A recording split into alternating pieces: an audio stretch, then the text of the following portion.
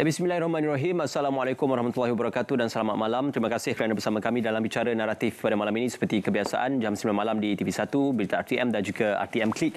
Kira turun untuk pilihan raya umum ke-15 dan juga kita juga masih menantikan apakah antara pengumuman yang akan dikongsikan oleh pihak Suruhanjaya Pilihan Raya untuk tarikh penting bagi pilihan raya umum ke-15. InsyaAllah dalam minggu ini akan diumumkan. Apa-apa pun pengumuman rasminya akan diperjelaskan oleh pihak Suruhanjaya Pilihan Raya. Undi atau tidak undi memperjelas dilema pengundi. Sudah pastinya undi itu merupakan suatu hak dan juga tanggungjawab yang dimaktubkan di bawah Perlembagaan Persekutuan.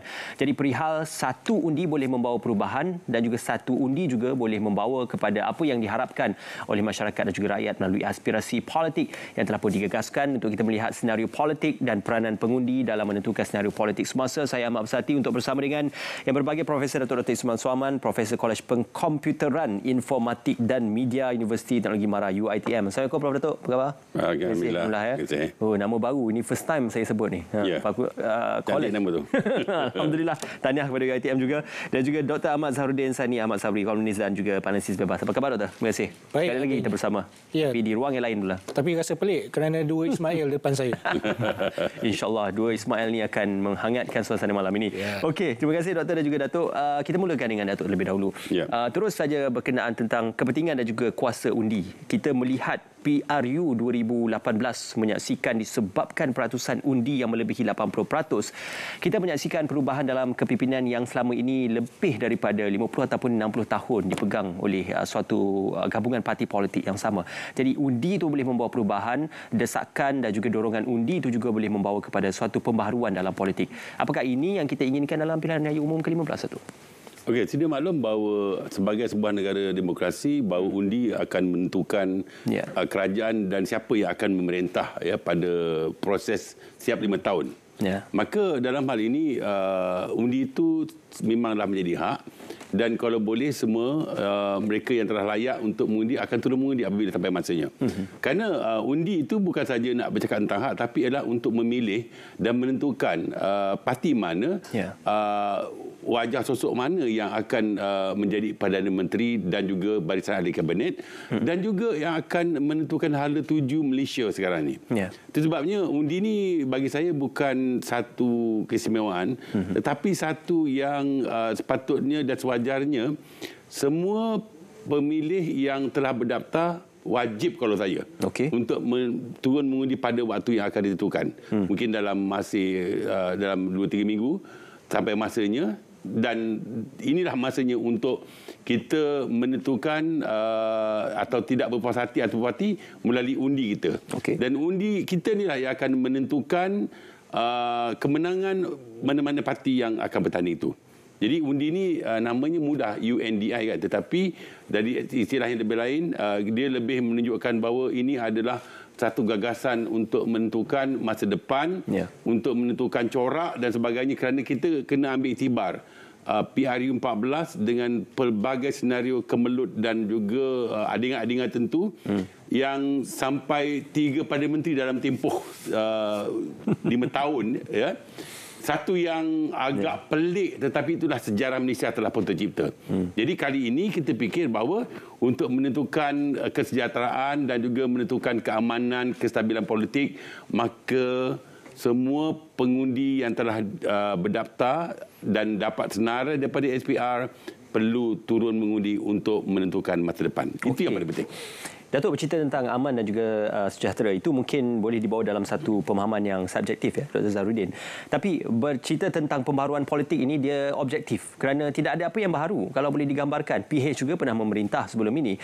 PN sudah pun pernah memerintah di bawah Tan Sri Muhyiddin Yassin. Malah UMNO BN juga memerintah untuk satu dekad yang lama.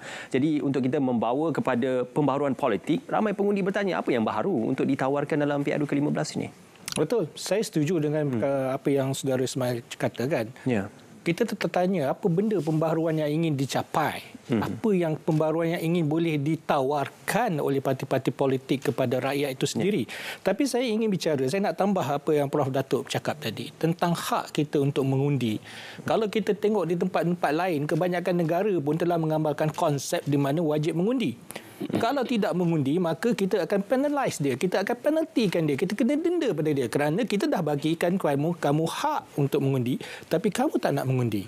Saya suka untuk bicara tentang undi ini. Kerana kalau kita lihat sosok sejarah pernah menyatakan satu undi pernah merubah segala-galanya. Satu undi juga pernah merubah landscape dunia. Satu undi juga pernah merubah geografi dunia. Sebagai contoh, saya ambil satu undi yang dimenangi oleh Adolf Hitler dalam menerajui parti Nazi beliau menyebabkan perubahan yang berlaku di seluruh dunia. Hanya sekadar satu undi ini.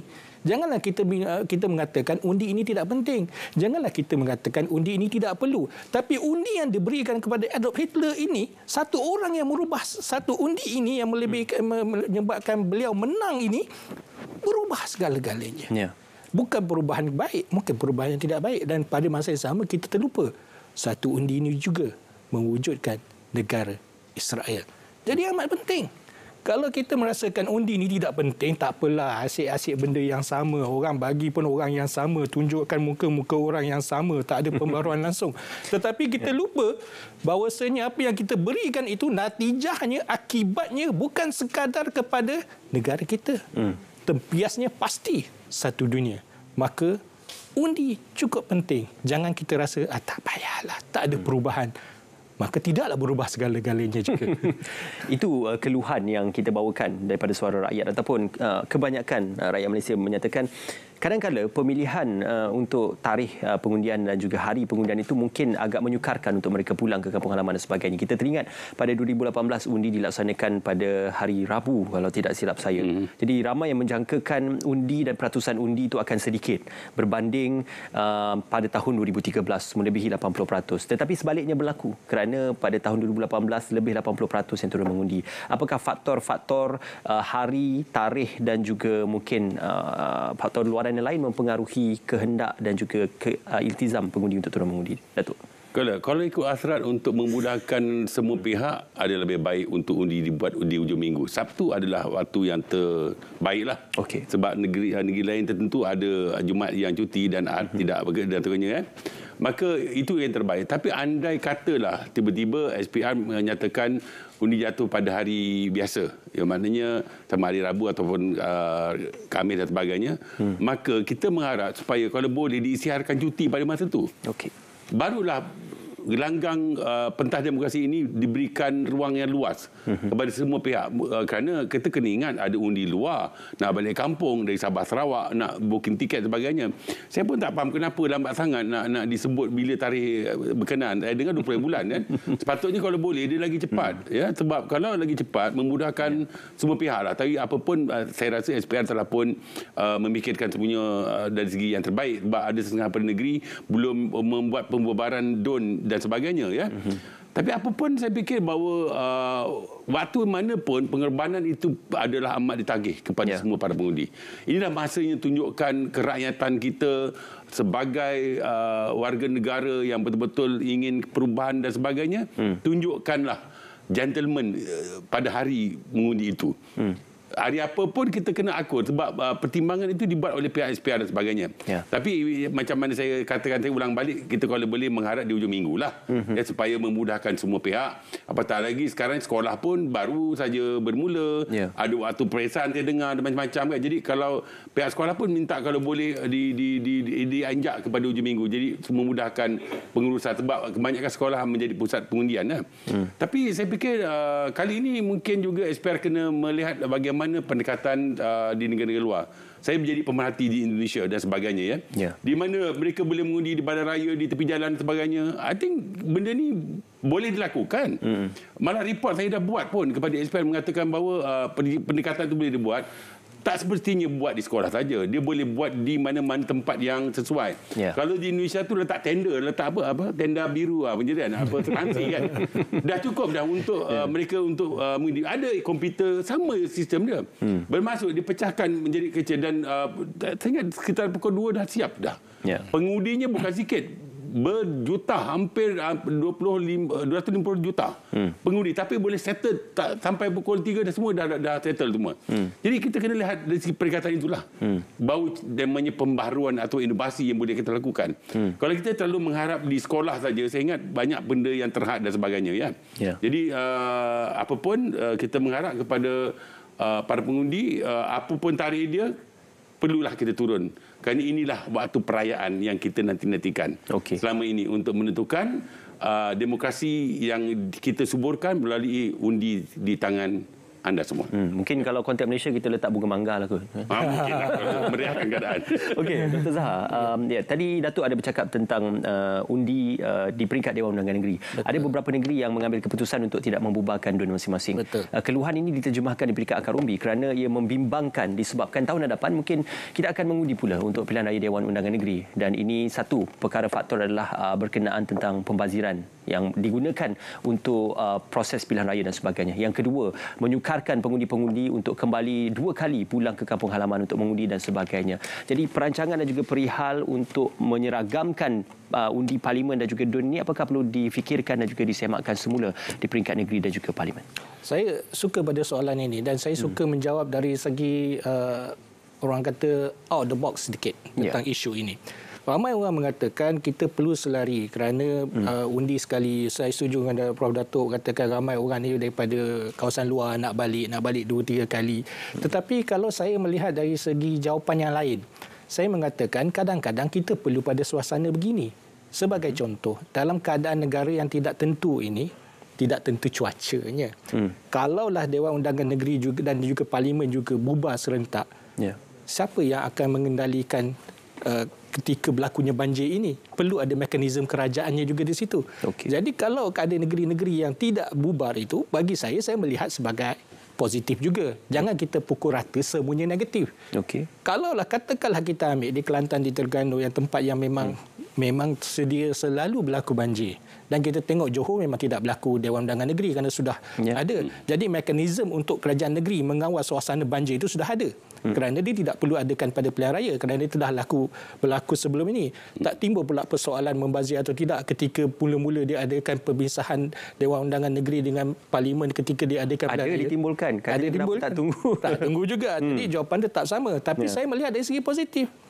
Kalau katakanlah di Kelantan Terengganu ditakdirkan, auzubillah min zalik, kalau berlaku banjir besar di situ, mekanisme kerajaan negeri tetap ada. Bangsa-bangsa banjir, kesuasana banjir itu ada pengendaliannya walaupun orang kata ada segregation of power between federal dengan state. Tapi ketika berlaku bencana tak ada orang tengok pun separation of power ni. Orang nak tengok nak selamatkan. Tapi siapa yang ada kuasa ketika itu untuk menyelamatkan orang-orang yang ketika berada dalam kesusahan? Jadi kalaulah katakan kerajaan negeri itu sedia ada ketika berlakunya pilihan raya, by all means bagi saya kita ambil dari segi positif. Okey, bagus. Mungkin ketika itu berlaku dia bencana, maka mereka boleh menggerakkan agensi-agensi yang sepatutnya untuk membantu. Maka tak timbul masalah sama ada membazir ke tidak membazir. Tetapi kita kena fikir juga nyawa manusia itu penting tak penting. Itu backfire balik kepada soalan mengapa Parlimen dibubarkan dalam pada kita ingin berdepan dengan situasi banjir. Betul. Banyak persoalan yang timbul. Kalau orang tanya saya, perlu ke kita buat pilihan raya sekarang ini? Kalau dalam keadaan kerajaan yang tidak stabil, perlu.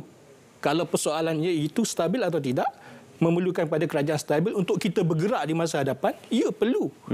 Kerana kalau kerajaan yang sekarang ni, kalau kita lihat tadi kenyataan pun mengatakan, kalau dipecat 12 orang menteri yang menghantar surat kepada Yang di-Pertuan Agong, kalau pecat 2 pun dah jatuh kerajaan. Apatah lagi kalau pecat 12. Stabilnya berpunca daripada mereka sendiri, bukan daripada yang lain. Kerana bagi saya, ketika kita pernah berbincang satu hari itu, kita mengatakan, kita melihat apa? Kalau kita inginkan kepada kestabilan, kita mencipta kestabilan. Tapi kalau kita menciptakan kepada perpecahan, maka tidak stabilannya. Jadi bagaimana kita mengawal untuk menjadikan satu kestabilan ialah keharmonian dan kata kunci tetap sama. Penerimaan antara satu sama lain. Kalau dalam kabinet juga tidak boleh menerima antara satu sama lain, bagaimana mereka bergerak dalam satu unit? Dalam satu parti pun mungkin tidak boleh menerima satu sama lain. Setuju? Okey, itu mungkin kita bincangkan tentang jaminan kepada kestabilan politik. Apatah lagi selepas pasca PRU ke-15, apakah janji untuk kestabilan politik itu boleh diterjemahkan melalui pemilihan kepada gabungan ataupun parti akan memenangi pilihan raya umum nanti. Datuk, ini persoalan besar kerana kita kita melihat janji kepada kestabilan politik itu mungkin agak vague ataupun sukar untuk diramal, kerana dalam kita melihat kepada gabungan sama ada UMNO BN, PN, PH mahupun GTA, dapatan-dapatan analisis menjangkakan tidak akan ada mana-mana satu parti tunggal pun yang akan mendominasi dan memenangi kerusi secara majoriti. Malah gabungan itu juga turut merisaukan. Akan juga berlaku jangkaan gabungan ini juga akan turut melakukan rentas gabungan bersama dengan yang lain. Jadi apakah jaminan kestabilan politik mungkin akan hadir kalau situasi ini masih lagi berlaku, Datuk? Ya, itu banyak yang membuat culaan bahawa tidak ada mana-mana parti, kumpulan parti yang akan mendominasi majoriti. Kalau ada pun ini mudah ataupun terpaksa pula buat affiliation dengan beberapa parti yang lain. Jadi dalam parti politik ini itulah dinamikanya. Bermaksud dalam politik tidak ada yang kekal dan tidak ada yang absolutely truth. Okay. Dia akan berubah dari masa ke semasa. Jadi itu sebabnya saya perkira begini, mungkin dalam masa nampak recaman beberapa parti quote-unquote macam bergaduh, macam sindir-menyindir, tapi di luar kita tahu, di dalam mungkin mereka sedang berbincang in case, kan? In case kalau katakan aku tak cukup, aku ambil orang kokol bagaimana. Itu dibuat. Tapi dalam masa kepimpinan ada berita mungkin itu boleh berlaku, ya? Mungkin boleh berlaku. Ada tahu apa-apa ke Datuk? Tak apa. Saya boleh bincang depan ni di PM tepi. Tetapi yang paling penting kat sini ialah bila pasca pilihan raya ni, dia kena wait and see, tengok dulu macam mana. Kalau seandainya mungkin beberapa jumlah yang akan dapat dibuat, mana yang paling menjeriti, dia akan memenangi pilihan raya. Sebab kita ada 222 parlimen. Yang paling mudah 112 lah. Mana simple majority. Tetapi seperti mana kita maklum bahawa jika tidak ada mana-mana parti politik yang mendominasi, maka gabungan parti boleh berlaku. Tapi bukan lompat parti. Dia berbeza. Lompat parti adalah orang yang lompat. Tapi ini rangkum dia masuk dalam satu gabungan begitu, ya. Dan kerana pada zaman Datuk Seri Ismail Sabri Yaakob memerintah, anti lompat parti telah pun diluluskan. Jadi itu satu kejayaan telah dibuatlah. Jadi itu sebabnya dalam hal ini saya fikir bahawa kalau seandainya, ya, mana-mana parti dia merangka strategi dengan cara yang terbaik dalam tempoh berbaki ini, ada kemungkinan beberapa parti juga akan mendominasinya. Kalau kita lihat dari segi jumlah undi yang diperoleh di beberapa Dewan Undangan Negeri, ada kemungkinan juga beberapa parti yang boleh menjuarai berbanding dengan parti-parti yang lain, tetapi tidak sampai kepada 2/3 seperti mana yang dikendaki oleh mana-mana parti. Itu terlalu maksum kata bagi saya lah. Dapat 2/3 sekarang ni bukan zaman dulu. Sekarang ni dapat 138, 135 pun saya rasa dah cukup baik dah. Untuk zaman dulu. Jadi itu yang sebabnya saya fikir bahawa apapun pentas demokrasi ini telah terbuka. Ruang dan peluang kepada mana-mana parti sebenarnya adalah zero. Dia sama je. Dia bermula pada kosong dan kita berlari ke mana tempat kita nak arahkan. Tetapi yang paling penting saya fikir bahawa yang menentukan ini adalah pengundi. Aktor-aktor, pemain-pemain politik ini, mereka memang dengan caranya berstrategi, berkempen dan ada dia punya adingan-adingan yang dibuat. Tapi kita ni sebagai pengundi perlu matang memilih dan memikirkan mana yang paling cocok, yang paling sesuai untuk menjadi kepimpinan pada masa akan datang. Mungkin kalau kita lihat daripada track record, kita lihat daripada sejarah, kalau ikut dari political behaviour, ada 4 perkara yang kita lihat. Contohnya dari segi mengundi berdasarkan pada calon, mengundi berdasarkan pada parti politik, mengundi berdasarkan pada manifesto, janji dan sebagainya, dan juga track record. Itu 4 lah kalau ikut Newman, ya. Jadi dari situ kita nampak mengatakan bahawa apapun political behaviour atau sikap pemilihan ini akan bergantung kepada sejauh mana rakyat berfikir ke arah itu. Itu mungkin keputusan yang akan diterjemahkan dan juga dicanai sepanjang pilihan raya umum ke-15 nanti. Datuk dan juga Doktor, kita akan berehat seketika dan kembali sepanjang dalam Bicara Naratif.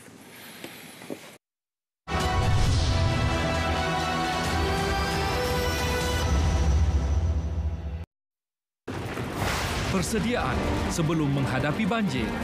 Peka terhadap amaran banjir. Simpan dokumen penting dan sediakan beg kecemasan. Bersedia untuk berpindah sekiranya diarahkan pihak berkuasa. Langkah-langkah dilakukan semasa banjir. Dapatkan maklumat situasi terkini daripada sumber yang sahih. Berpindah segera apabila diarahkan. Jangan sentuh mana-mana peranti elektrik dalam keadaan basah. Jangan cuba harungi air deras. Langkah-langkah dilakukan selepas banjir. Jangan hampiri talian elektrik yang putus atau jatuh.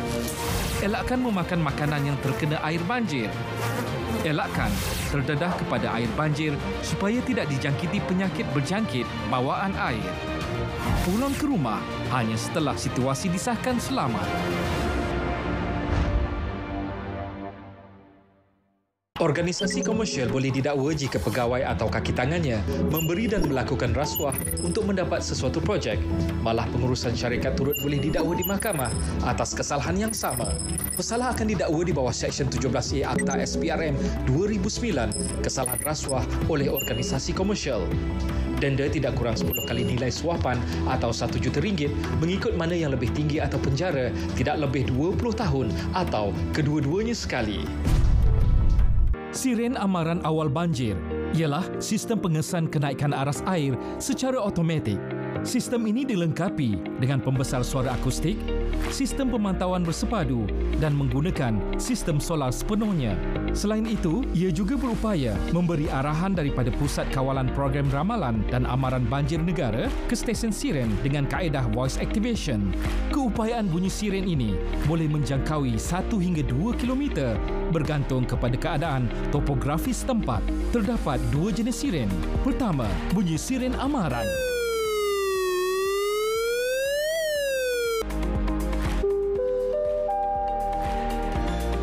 Amaran. Air sungai telah melebihi aras amaran. Semboyannya kedengaran apabila air sungai melepasi aras amaran dan penduduk diminta bersiap sedia untuk berpindah. Kedua, bunyi siren bahaya.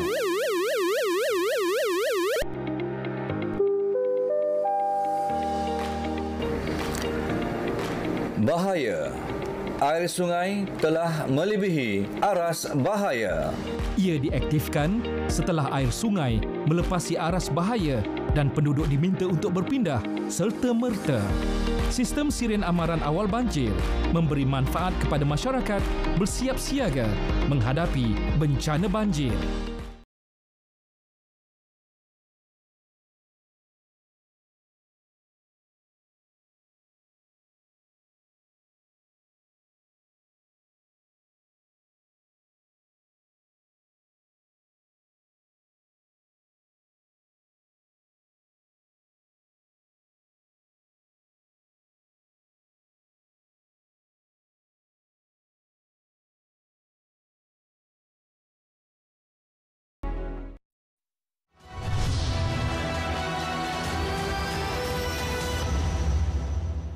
Baik, kita bersua kembali dalam bicara naratif undi atau tidak undi. Ini memperjelas berkenaan tentang dilema pengundian dan juga corak serta apa yang akan kita saksikan dalam pilihan raya umum ke-15. Masih lagi bersama dengan Prof. Dr. Ismail Sulaiman dan juga Dr. Ahmad Zahrudin. Doktor, tadi disebutkan oleh Prof berkenaan tentang Akta Anti Lompat Parti. Pemahaman asas kita sedia maklum tentang Anti Lompat Parti ini adalah kesalahan apabila kita cuba untuk keluar daripada parti itu dan menyertai mungkin parti lain. Itu mungkin pemahaman asasnya secara case individual basis. Tetapi persoalan yang lebih besar apabila kita melihat berkenaan tentang bargaining, berkenaan gabungan, penjajaran ataupun mungkin persetujuan antara parti-parti akan membentuk kerajaan. Apakah kalau sekiranya ada tindakan untuk keluar ataupun menyertai mana-mana gabungan dianggap sebagai suatu tindakan lompat parti? Ya. Bagus soalan ni. Mana kita fikir jauh ke depan sikit. Ya. Kalau kita melihat kepada war room yang sedia ada sekarang ni di mana-mana parti politik pun, saya rasa tidak ada mana-mana parti politik yang boleh mendabik dada mengatakan kita akan menang dengan simple majority pun. Tidak ada siapa pun berani mengatakan itu ketika ini. Dan pada masa ini istilah yang saya selalu gunakan ialah seni politik dalam politik. Kerana dalam politik itu ada seni-seni yang tertentu yang perlu kita, orang kata, kita perlu garapkan. Ketika ini apa yang dimainkan oleh parti-parti politik adalah dipanggil istilahnya play safe, main secara aman damai supaya orang nampak dia adalah parti yang akan menentukan, the third force party, yang akan menentukan corak pemimpinan negara selepas ini. Patah balik kepada anti lompat parti tadi. Betul, undang-undang ini, RUU ini khusus untuk individu tertentu yang ingin melompat parti daripada parti A kepada parti B. Tetapi secara kolektifnya boleh pula. Maksudnya satu parti keluar secara ramai-ramai, meninggalkan satu gabungan, membentuk satu jajaran yang baru. Yang itu dibenarkan. Oh, okey. Sebagai contoh, kita ada parti A ketika ini pada PR15, dia bergabung dengan parti ABC. Membentuk satu gabungan untuk bertanding di bawah satu logo bendera. Yeah. Akhirnya ketika berlaku keputusan PR15 menunjukkan bahawasanya parti ini mungkin performance-nya adalah okey-okey, cukup-cukup sahaja. Dan ada parti lain pun cukup-cukup sahaja, tapi dia lebih sedikit. Maka perlu membentuk satu jajaran. Bagaimana untuk membentuk satu kerajaan yang baru untuk masa depan negara. Maka perlu ada affiliation, gabungan antara parti-parti yang baru.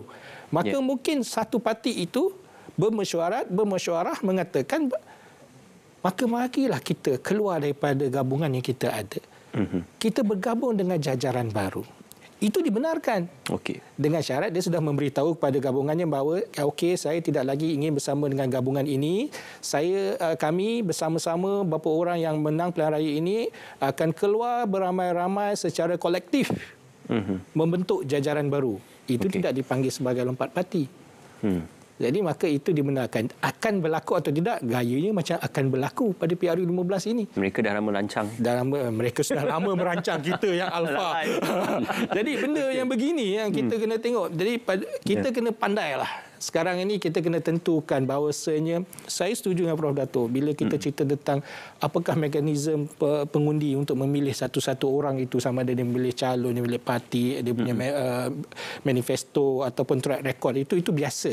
Okey. Tetapi dalam PR15 ni saya rasa dia harus memilih satu perkara yang baru. Berlaku atau tidak jajaran baru selepas ini. Itu terletak di nombor 5, Prof. Dato'. Ya. Possibility itu mungkin ada kemungkinan yang besar, ya, kerana kita melihat sebelum ini kerjasama antara parti-parti itu pernah berlaku. Malah Bersatu pun pernah berada dalam PH sebelum ini.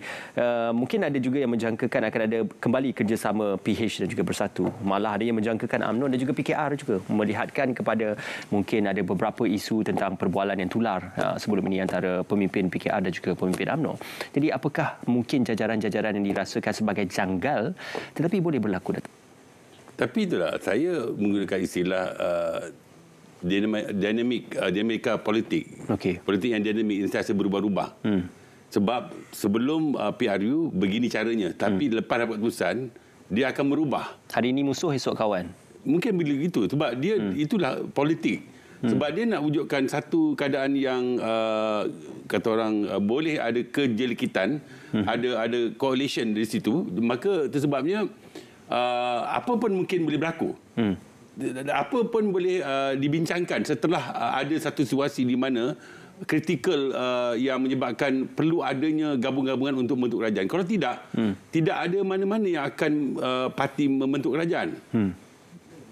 Maka tidak atau tidak dengan restu daripada Agong, maka perlu dibuat. Dan 2018 ataupun PRU yang 14 adalah merupakan saksi menunjukkan bahawa banyak gabung-gabungan itu berlaku. Okey, tapi ramai yang menjangkakan itu mungkin akan mengecewakan pengundi dan ibarat seolah-olah langkah Sheraton 2.0 mungkin. Ya, kalau itu sebabnya sekarang ni berfikirlah. Tengok balik sejarah tu, saya cakap ada track record, tengok balik sejarah selama 22 bulan, selama beberapa tahun ini, yang mana yang paling layak dan sebagainya, itu adalah perkiraan percaturan yang perlu dipikirkan oleh ahli mesyuarat kat luar sana, iaitu pengundi. Itu saya tanya tadi, balik-balik muka yang sama, balik-balik situasi dan parti yang sama. Saya rasa tidak juga, sebab sebagai contoh, banyak juga parti-parti yang telah pun bersetuju untuk menampilkan muka-muka baru. Muka baru tapi parti masih sama. Ya, betul, sebab pemimpin datang dan pergi. Parti tetap sama. Kalau tidak, mana mungkin tiap hari nak buat parti baru, kan? Jadi itu sebabnya, contohnya, saya baru saja ditanya apabila UMNO contohnya menampilkan 70% muka baru. Bermaksud mereka tahu dan melihat trend sekarang. Apabila mungkin kehendak pengundi inginkan ada perubahan yang segar, yang lebih bugar, yang lebih inovatif, pendidikan dan sebagainya, kan? Maka dia menampilkan 70% muka baru. Telah pun dinyatakan dalam akhbar, dalam media. Saya fikir parti-parti lain pun begitu, kerana apa yang berlaku di pilihan raya di Melaka dan di Johor nampaknya kena dan berjaya mendapat tempat dalam hati pengundi. Kerana kita tak mahu lagi, yalah kadang-kadang sebab kita bagian dah 5 term, takkan dah orang yang sama juga nak bertanding kan. Berilah ruang dan peluang kepada yang muda-muda ni yang sama-sama bergerak, yang bersama-sama aktif, waktu COVID, waktu banjir. Why not tampilkan mereka ini sebagai pemimpin untuk mengemudi sebagai adun dan juga sebagai ahli parlimen. Walau masih muka sama, Datuk. Betul, tetapi keputusan perlu dibuat sewajarnya. Kalau nak menang, kena fikir cara menang lah. Itu cara yang terbaik. Kalau tidak, dia akan repeating again and again. The same history. Dia akan the same finding. Jadi itu sebabnya, maka saya fikir bahawa apa yang kita katakan ini juga dapat dipikirkan oleh pemimpin-pemimpin yang membuat keputusan. Sebab nomination ataupun hari penamaan calon itu masih ada berbaki. Saya harap kita dapat calon-calon yang betul-betul berkredibel, yang boleh diharap untuk membantu rakyat, kerana apa pun yang paling penting ialah rakyat. Itu yang paling penting bagi saya. Kembali kepada rakyat untuk membuat pilihan tersebut. Pecahan undi ini penting juga untuk kita bicarakan, Dr. Sarudin. Kewujudan GTA, ada yang meramalkan seolah-olah ia memecah belahkan undi Melayu, khususnya di kawasan-kawasan yang dirasakan akan berlaku pecahan undi tersebut. Apabila UMNO, Perikatan Nasional, malah PH dan juga GTA juga akan bertanding. 4 penjuru mungkin dalam satu kawasan dan memecahkan undi Melayu. Jadi ini satu banyak aspek dan juga analisis politik selalu dibincangkan. Perpecahan undi Melayu, apakah ia menguntungkan bagi sistem demokrasi dan juga sistem pengundian demokrasi kita, Amal? Dia begini, Ismail. Dah 30 minit rasa baru nak panas. Jadi kita melihat, kalau saya menjadi GTA, apa yang ingin saya tampilkan sebagai satu parti yang baru, gabungan yang baru. Apa yang saya tawarkan, kalau melihat pada GTA, saya bukan ahli GTA pun, so apa yang ditawarkan ialah lebih kepada apa yang Saudara Ismail katakan tentang kemelayuan tersebut. Bila dia menceritakan tentang kemelayuan tersebut, pastinya tempat yang ingin bertanding adalah kawasan-kawasan yang mempunyai penduduk pengundi Melayu yang lebih tinggi. Kenapa mereka arah situ? Saya rasa saya cuba memahami kaedah yang dikenalkan oleh GTA ialah kalau dia memecahkan undi yang sedia ada daripada segmen UMNO, segmen Perikatan Nasional tersebut, mungkin PKR itu ada sedikit. Kalau dapat pecahkan dua orang kata kelompok ini, kemungkinan mereka akan mendapat kemenangan. Boleh jadi. Jadi walaupun dah satu pengiraan yang agak mungkin setengah orang tidak nampak benda itu realistik, tapi saya rasa kalau sebagai seorang analisis, saya katakanlah pengundi Melayu di kawasan itu ada 60% secara pukul rata. 60%, katakanlah 20% undi Melayu ini secara mudah faham, kita pecahkan kepada 3 parti golongan ini. Maka setiap orang akan dapat 20%. Apa balance-nya? Balance-nya adalah daripada orang-orang yang bukan Bumiputera yang mana mereka boleh tarik untuk mengundi mereka. Kalau dengan UMNO, dengan cara pemikiran yang masih memperjuangkan kemelayuan secara menyeluruh, secara total itu, mungkin tidak dapat mempengaruhi orang-orang bukan Bumiputera yang lain.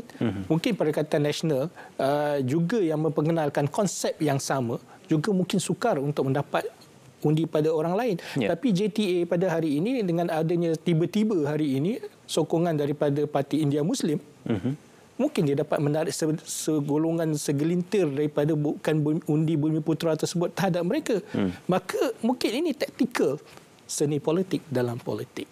Persoalannya sejauh mana parti-parti komponen itu popular ataupun dekat di hati pengundi-pengundi yang menjadi sasaran di kawasan yang ingin ditandingi itu. Datuk dan juga Doktor, kita nak berehat seketika dan kita akan kembali dalam Bicara Naratif.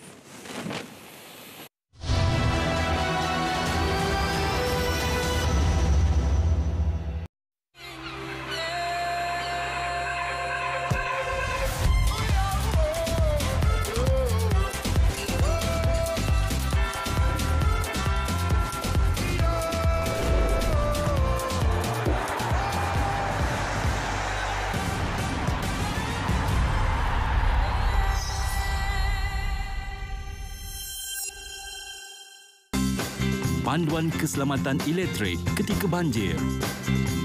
Jangan guna peralatan elektrik ketika banjir. Pastikan suis utama ditutup. Jangan sentuh peralatan atau kabel elektrik. Simpan peralatan elektrik di tempat selamat. Jangan sentuh tiang elektrik. Elak kawasan yang mempunyai talian elektrik semasa bergerak dalam banjir. Periksa dan uji peralatan elektrik bersama kontraktor elektrik sebelum digunakan semula selepas banjir. Hubungi Tenaga Nasional Berhad di talian 15454 bagi bantuan berkait elektrik.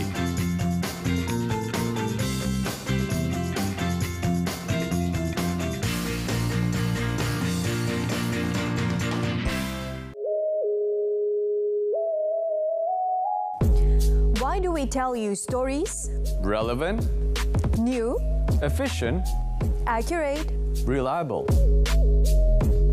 We bring you extraordinary stories from around the world, from politicians, bankers, and even your favorite celebrities. This and many more on RTM's English News.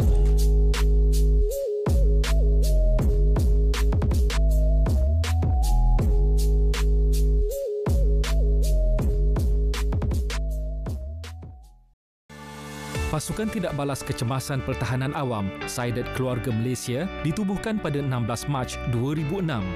Ia berfungsi sebagai pasukan tidak balas awal di kalangan komuniti untuk sebarang kejadian kecemasan dan bencana sebelum pasukan penyelamat utama tiba. Sasaran Angkatan Pertahanan Awam Malaysia APM ialah menubuhkan SIDET Keluarga Malaysia di setiap 222 parlimen pada tahun 2022. Sasaran awal 100 hari pertama telah tercapai dengan penubuhan 44 pasukan. Peka dengan bencana yang mungkin berlaku di tempat anda. Sediakan beg ready to go anda yang mengandungi whistle, lampu suluh, kit perubatan kecemasan, power bank, kit kebersihan, tuala, air minuman, makanan tin, dokumen penting dan wang tunai. Jom sertai SIDET Keluarga Malaysia di tempat anda. Keluarga Malaysia siap siaga bencana.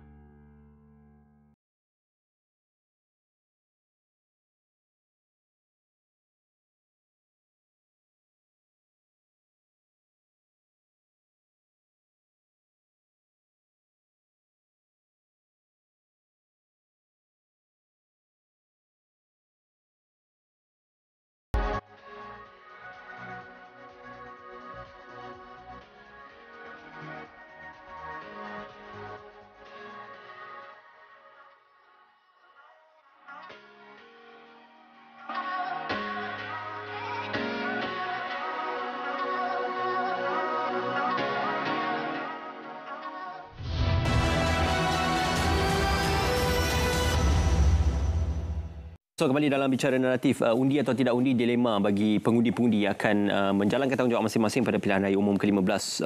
Prof, ini persoalan yang juga penting. Kita melihat kepada ada beberapa analisis yang dilakukan sebelum ini.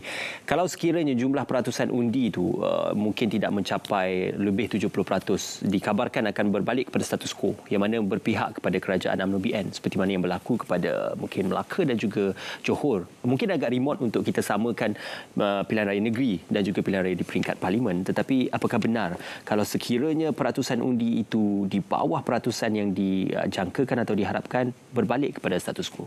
Prof. Dalam pilihan raya inilah ruangnya sebab masing-masing parti politik ada kata orang peluang dan ruang dan juga diberikan hak untuk pengundi memikirkan mana yang sepatutnya memerintah. Sebab satu daripada perkara yang perlu kita lihat bila kita nak mengundi, apa kita fikir? Sentimen dan isu. Sentimen dan isu itu satu perkara yang datang dan pergi. Mungkin ini hari punya isu tak sama lagi dengan isu akan datang. Mungkin isu yang bermain di Melaka dan Johor dah tak sama lagi dengan isu sekarang ini. Makanya saya fikir bahawa pihak daripada pemain-pemain dan juga pelakon-pelakon, aktor dalam promotor politik dan kempen ini perlu memikirkan perkara itu. Sebab kalau dia mengambil sampel Melaka, Johor, Sabah, Sarawak itu sama dengan PRU kali ini, saya rasa dia salah. Sebab dari culaannya berbeza. Sebab ketika di Melaka tidak ada pengundi 18.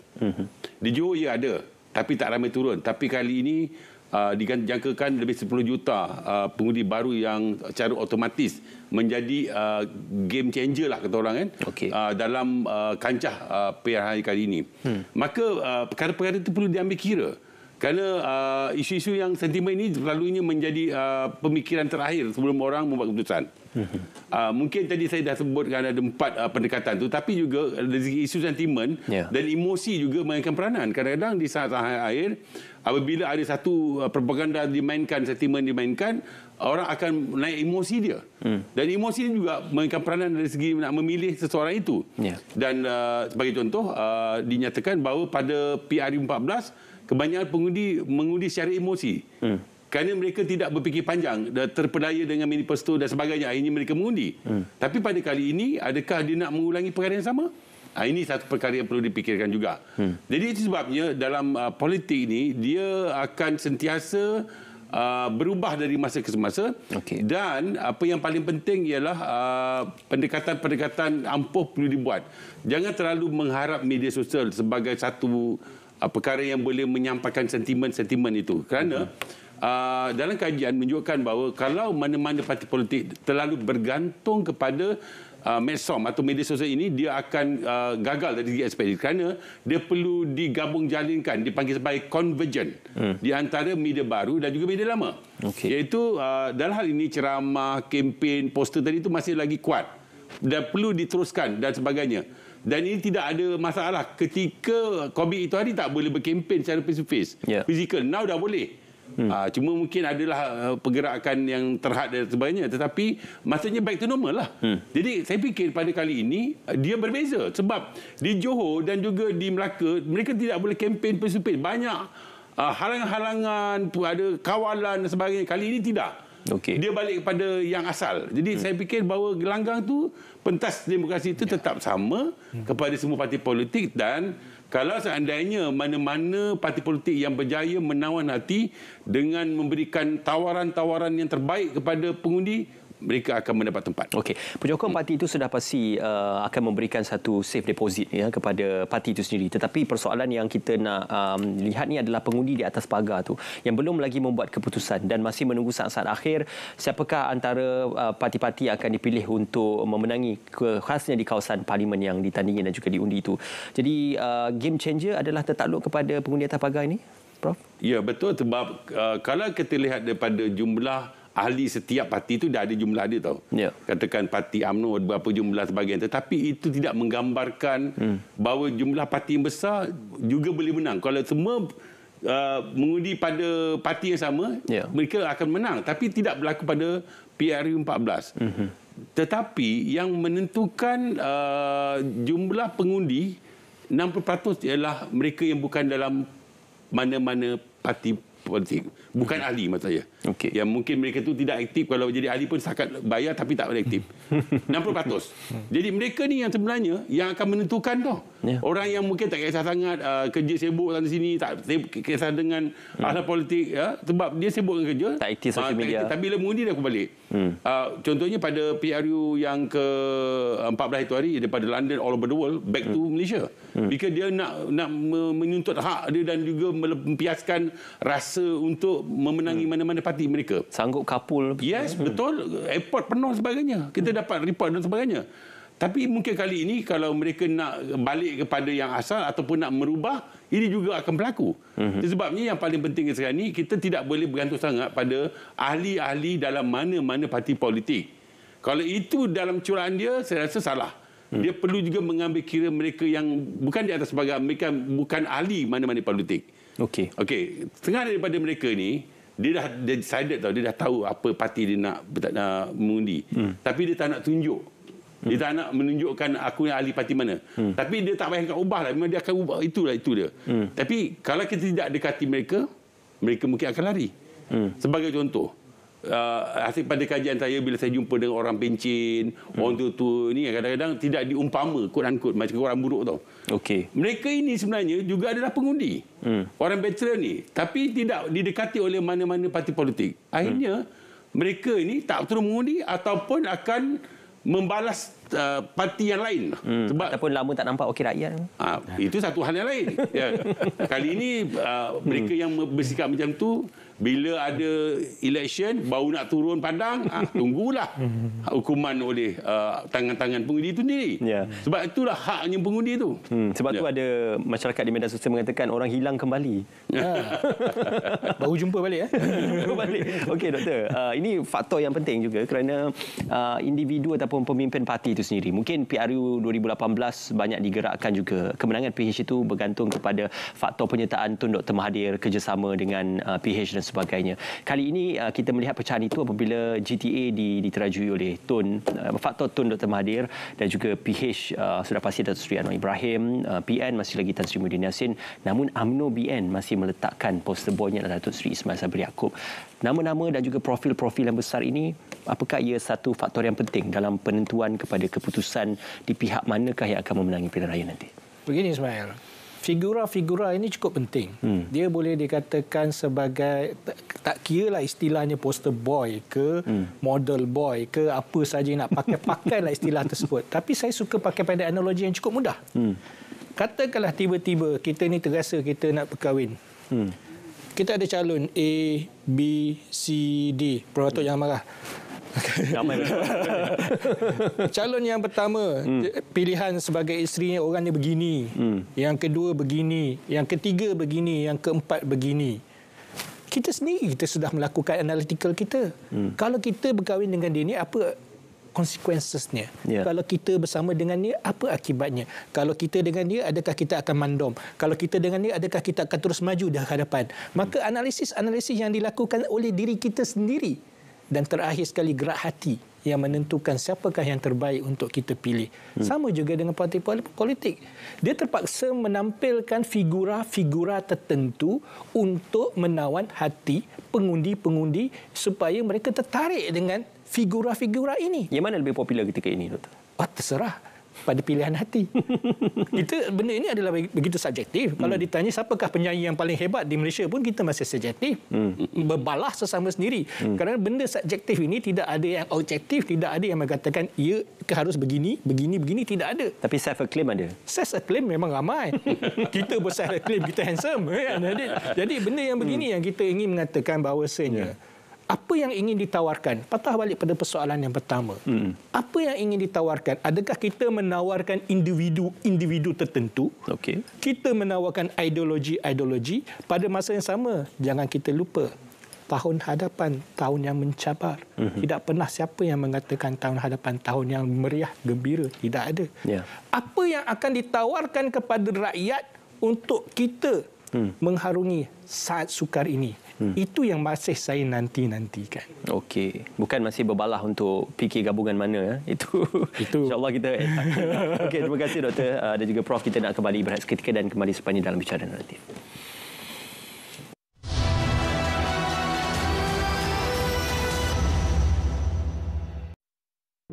50% daripada kanak-kanak berinteraksi melalui media sosial tanpa pemantauan ibu bapa, manakala 60% kes serangan seksual melibatkan kanak-kanak. Alam cyber telah menjadi sebahagian daripada kehidupan dan penyumbang ke arah kemahiran intelektual. Dengan teknologi yang sentiasa berevolusi, dunia dalam talian kini boleh diakses pada bila-bila masa melalui peranti elektronik.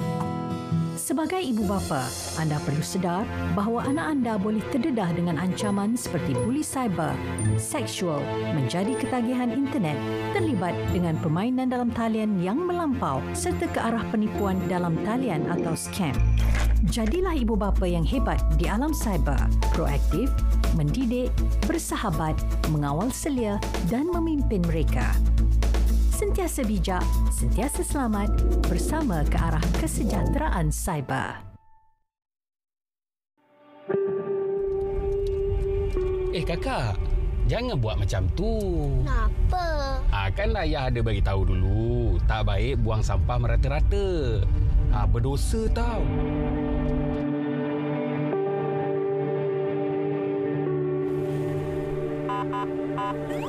Kena dah. Saman ni. Tuan. Apa bagi, Cik? Minta IC, Cik? Boleh. Kesalahan lampu merah, Cik.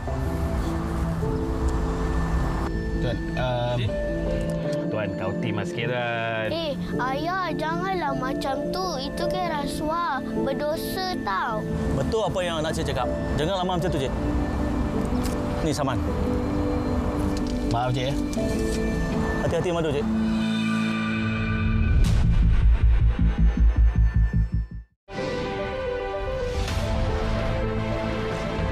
Himpunan peristiwa, kisah suka duka, konflik antarabangsa. Terkini kami rangkumkan secara komprehensif terus ke kaca TV anda. Saksikan berita dunia Isnin hingga Jumaat 11 malam di TV1 dan saluran berita RTM. Kecemasan, boleh saya bantu? Encik, ada motor aksiden lah dekat sini, Encik. Langkah gajah kot. Encik, ada kebakaran lah di alamat 5 Jalan Tembikai Shah Alam. PGO dari FRT Shah Alam didapati tiada kebakaran berlaku di sini. Over.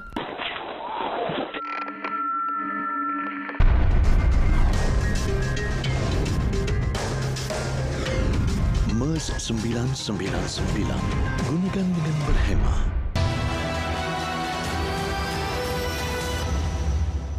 Okey, kita bersua kembali dalam bicara naratif untuk kita mungkin dalam berbaki seketika ini. Doktor, kita tadi semasa rehat kita berbual tentang safe deposit untuk setiap parti itu ataupun secure place untuk setiap parti itu.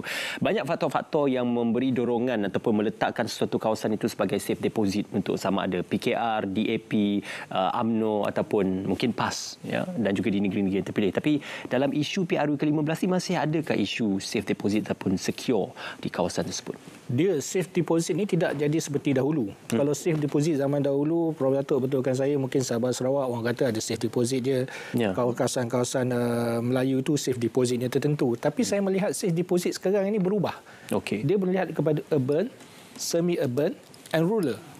So kalau kawasan urban ni pula, dia ada mentaliti yang tertentu. Mentaliti yang tidak sama pemikirannya dengan kawasan suburban dengan kawasan rural. Apa yang dikenaki oleh orang-orang urban ini lain seperti mana yang dikenaki oleh orang-orang di rural. Orang di rural mungkin tidak dapat maklumat seperti mana yang ada di dalam orang-orang di urban. Kalau kita lihat mainan manifesto, kalau kita lihat pengiraan politik ketika ini di zaman media sosial ni, orang di urban dia hanya main di handphone saja. Maklumat-maklumat dia semua di situ saja. Betul tak betul itu cerita nombor dua. Tapi menjadi persoalan sekarang ini apabila kita mendapat maklumat dipanggil exaggerated information yang terlampau banyak yang sampai kita tak tahu mana satu nak tapis, mana satu betul, mana satu tak betul. Jadi nak jadi safe deposit ini kita kena pastikan yang pertama, yang pastinya adalah orang yang memahami kehendak kawasan tersebut. Jadi kalau kawasan bandar itu kehendaknya adalah begini, dia dah maju. Kalau kau letak manifesto nak bina lagi Benara 12, 13, 14, Kembar ke apa semua, tak perlu. Manifesto itu harus diberikan kepada kawasan-kawasan luar bandar.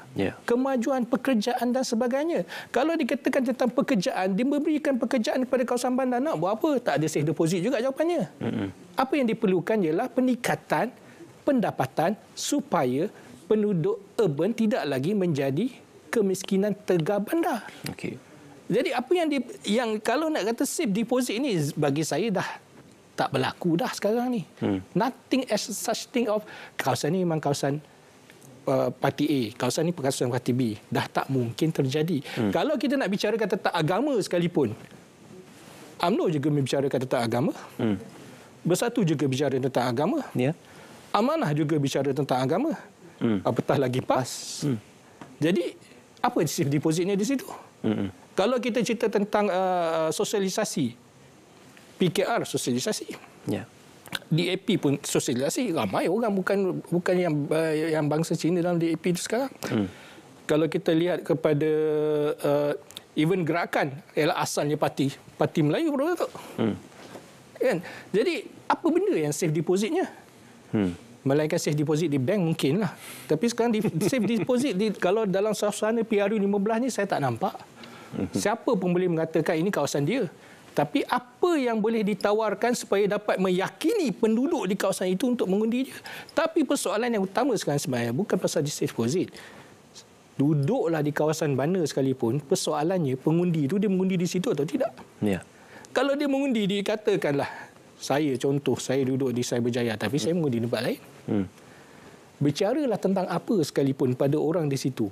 Tetapi pemikirannya harus dibawa ke tempat yang mana dia mengundi. Apa yang nak dia disampaikan di tempat yang dia mengundi itu. Jadi maksudnya di sini, kalau kita lihatlah trend pengundian tersebut, contoh yang paling mudah. Kenapa bila berlaku PRU ni beramai keluar jalan sesak kalau tengok PRU 14 tu sampai tak boleh nak gerak. Kenapa? Menunjukkan orang yang duduk kawasan dia tak semesti duduk mengundi di situ. Jadi apa safe depositnya? Kerana pemikiran dia mungkin duduk di kawasan bandar, dia faham kawasan bandar tapi dia mengundi kawasan kampung. Macam Kelantan lah, ramai. Saya tak nak sebut, tapi sebut bolehlah juga kan kita bicara benda. We have to be frank about it. Ya, yeah, be frank about it. Okey, Datuk, ini jajaran yang disebutkan tadi, kahwin 4 analogi. Saya harapkan itu hanya kekal analogi lah. Tidak diterjemahkan dalam realiti. Orang kata kita bicara di sini, selesai di sini. What we talk here, settle here kan. Okey, Datuk, ini tentang apa yang diumumkan baru-baru ini. PH dan juga Muda. Angkatan Muda Keadilan juga ada yang menyuarakan tentang mengapa kita perlukan lagi kerjasama dengan Muda, sedangkan di setiap komponen parti juga mempunyai barisan mudanya yang tersendiri. Malah keputusan PAS untuk menyertai Bersatu dan tidak lagi terikat dengan UMNO. Jadi keputusan-keputusan yang diambil sebelum pengumuman PRU ini apakah penting dan juga membawa kepada suatu merit dalam pemilihan untuk keputusan itu nanti? Okey, jajaran ataupun affiliation yang dibuat mempunyai sebab yang tersendiri. Okey. Bagi contoh, Muda mungkin popular tapi tak cukup jentera. Malah di beberapa kawasan pun tidak ada pemimpin yang menerajuinya. Sebab dia masih baru dan sebagainya. Maka dia fikir bahawa dia perlu ada gabungan, dokongan daripada parti-parti yang dia boleh membantu. Dan dia pun percaya, saya fikir, bahawa kalau dia nak dapat menguasai ke semua itu tak mungkin. Maka dia terpaksa menempel ataupun menampung kekuatan dia berdasarkan pada parti-parti yang mempunyai agak kekuatan. Itu berlaku. Contohnya macam saya personally, saya suka kalau boleh bila masanya orang-orang Melayu bersatu atas nama Islam, MN ataupun Mufakat Nasional tidak berjaya berlaku. Kalaulah boleh berlaku, PAS dan UMNO bersatu, saya rasa banyak perkara yang dapat diselesaikan. Sebab kita ni satu rumpun, satu agama, satu bangsa. Tetapi di region-region begini, saya rasa personally, saya cakap bahawa dia tidak meyakinkan tentang kekuatan umat itu. Tapi percayalah, walaupun mungkin saya nampak beginilah secara jelasnya, kalau mungkin satu ketika nanti bila keadaan tak mencukupi, saya fikir bahawa kalau UMNO dan PAS mungkin boleh bersatu bila selepas keputusan dapat berlaku. Itu adalah mungkin akan berlaku, insyaAllah. Itu tak ada dengar cakap-cakap mana-mana, bisikan mana-mana, tak ada? Itu juga mungkin dalam perbincangan yang kita di luar kotak pemikiran di bilik ini. Okey, ya, kita harapkan itulah apa pun yang penting, pilihlah dan juga undilah dengan bijak melalui kepada track record dan juga melalui kepada beberapa analisis dan juga jangkaan. Terima kasih diucapkan kepada Prof dan juga Doktor bersama dengan kami. InsyaAllah ada kesempatan dalam tempoh mungkin 2 minggu ataupun sebulan kita menantikan untuk tarikh pengundian nanti. Kita akan bersua kembali insyaAllah dalam bicara-bicara khas berkenaan pilihan umum ke-15. Terima kasih bersama dengan kami. InsyaAllah kita akan nantikan keputusan dan juga pengumuman daripada pihak Suruhanjaya Pilihan Raya. Dengan itu, Assalamualaikum, selamat malam, jumpa lagi.